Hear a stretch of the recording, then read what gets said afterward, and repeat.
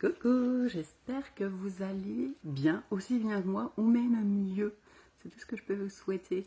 Je suis là pour la continuité de la série Les Rabat-Joie.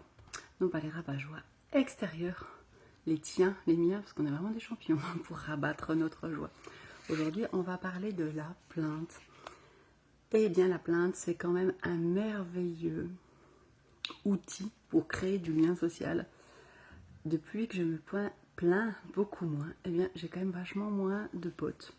Mais la question, c'est est-ce que c'était vraiment des potes?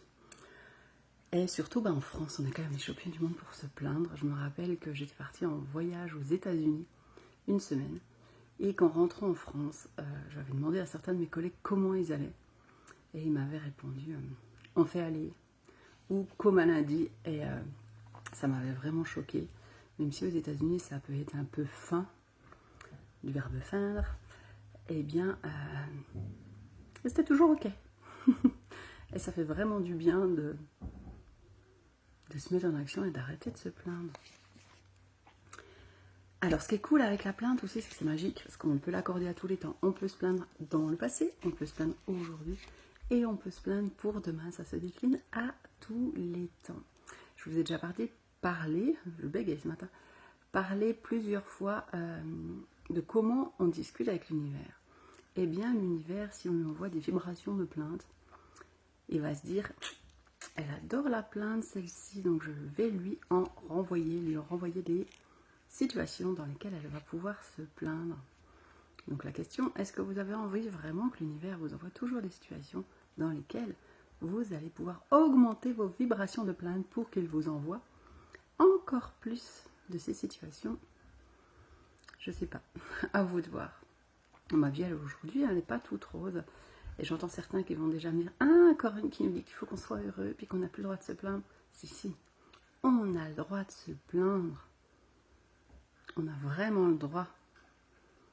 Et on a aussi le choix de décider de se plaindre 15 secondes, 2 heures, une demi-journée, une journée, un mois, une vie. Ça, on a le choix de se plaindre beaucoup, un peu, pas du tout, à la folie.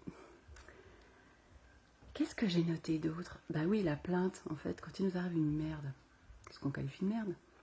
La plainte, est-ce que vraiment ça change quelque chose? Un accident de voiture, par exemple. Quelqu'un me rentre dans le derrière, défonce ma voiture. Est-ce que si je commence à me plaindre, ça va faire que ma voiture, comme par miracle, tout à coup, ne sera plus cabossée? Est-ce que ça change quelque chose à ce qui arrive? Je me dis de plus en plus en regardant cette plainte que c'était vraiment, en tout cas chez moi, un automatisme. Et qu'aujourd'hui, j'ai envie de la transformer en mise en conscience de cet automatisme et surtout action. J'ai trouvé une superbe citation de Marc Aurèle, alors je ne le connais pas plus que ça, mais c'est « Mon Dieu, donnez-moi la sérénité d'accepter les choses que je ne peux pas changer, le courage de changer celles que je peux changer, et la sagesse de distinguer les premières des secondes. » En fait, plutôt que de se plaindre, on a le choix de se mettre en action. Je prends un exemple concret. Mes enfants ne viennent pas me voir. Soit j'accepte, et c'est ok, ils viennent pas me voir.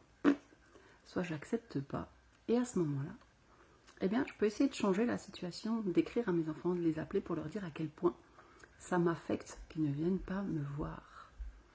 Plutôt que de vous plaindre en même temps. Si vous vous plaignez tout le temps, eh bien moi je peux comprendre que vos enfants, ils n'aient pas ou plus envie de venir passer du temps avec vous ou avec moi.